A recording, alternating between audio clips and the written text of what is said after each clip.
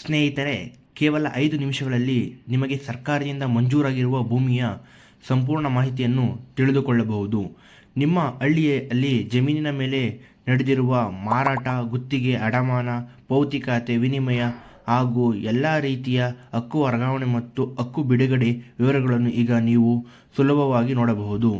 ನಿಮ್ಮ ಮೊಬೈಲ್ ಅಥವಾ ಲ್ಯಾಪ್ಟಾಪ್ ಮೂಲಕವೇ ಈ ದಾಖಲೆಗಳನ್ನು ಪರಿಶೀಲಿಸಿ ಡೌನ್ಲೋಡ್ ಕೂಡ ಮಾಡಿಕೊಳ್ಳಬಹುದು.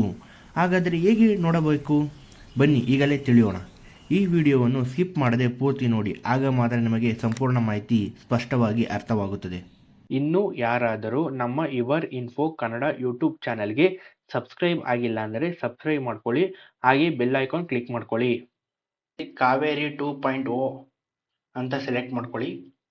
ಕ್ರೋಮ್ ಪೇಜಿಗೆ ಬಂದ ತಕ್ಷಣ ನೀವು ಕಾವೇರಿ 2.0 ಅಂತ ಸೆಲೆಕ್ಟ್ ಮಾಡಿಕೊಂಡು ಇಲ್ಲಿ ಫಸ್ಟ್ ಯಾವ್ದು ಬರುತ್ತೆ, ಕಾವೇರಿ 2.0 ಕರ್ನಾಟಕ ಸರ್ಕಾರ ಅಂತ ಇದನ್ನ ಕ್ಲಿಕ್ ಮಾಡ್ಕೋಬೇಕಾಗುತ್ತೆ. ನಿಮ್ಗೆ ಈ ತರ ಒಂದು ವೆಬ್ಸೈಟ್ ಓಪನ್ ಆಗುತ್ತೆ. ನೀವು ಇದನ್ನ ಕನ್ನಡ ಅಥವಾ ಇಂಗ್ಲಿಷ್ ಎರಡು ಲ್ಯಾಂಗ್ವೇಜ್ ಅಲ್ಲೂ ನೀವು ಈ ವೆಬ್ಸೈಟ್ ನೀವು ಬಳಕೆ ಮಾಡಬಹುದು. ನಂತರ ನೀವು ಇಲ್ಲಿ ರಿಜಿಸ್ಟರ್ ಮಾಡಬೇಕಾಗುತ್ತೆ. ಫಸ್ಟ್ ಯಾರು ನೀವು ಈ ಕಾವೇರಿ 2.0 ಅಪ್ಲಿಕೇಶನ್ ಬಳಸಕ್ ಬಂದಿದ್ದೀರಾ ಅಂತವ್ರು ರಿಜಿಸ್ಟರ್ ಮಾಡಬೇಕಾಗುತ್ತೆ. ಯಾರು ರಿಜಿಸ್ಟರ್ ಮಾಡ್ಕೊಂಡಿದ್ದೀರೋ ಅವರು ಡೈರೆಕ್ಟ್ ಲಾಗಿನ್ ಆಗ್ಬೋದು. ರಿಜಿಸ್ಟರ್ ಯಾವ ತರ ಮಾಡೋದು ಅಂತ ನಾನು ಆಲ್ರೆಡಿ ಒಂದು ವಿಡಿಯೋನ ಅಪ್ಲೋಡ್ ಮಾಡಿದ್ದೀನಿ. ಡಿಸ್ಕ್ರಿಪ್ಷನ್ ಆ ವಿಡಿಯೋದ ಲಿಂಕ್ ಕೊಟ್ಟಿರ್ತೀನಿ, ನೀವು ಹೋಗಿ ಆ ವಿಡಿಯೋನ ನೋಡ್ಬೋದು.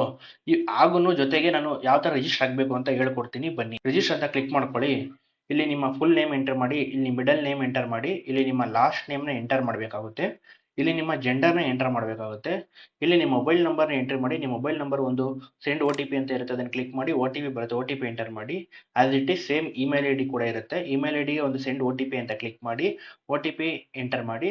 ಅದಾದ್ಮೇಲೆ ಸೆಕ್ಯೂರಿಟಿ ಟೈಪ್ ಕ್ವಶನ್ಸ್ ನೀವು ಯಾವ್ದು ಬೇಕೋ ಅದನ್ನು ನೀವು ಸೆಲೆಕ್ಟ್ ಮಾಡ್ಕೋಬೇಕಾಗುತ್ತೆ. ನಂತರದಲ್ಲಿ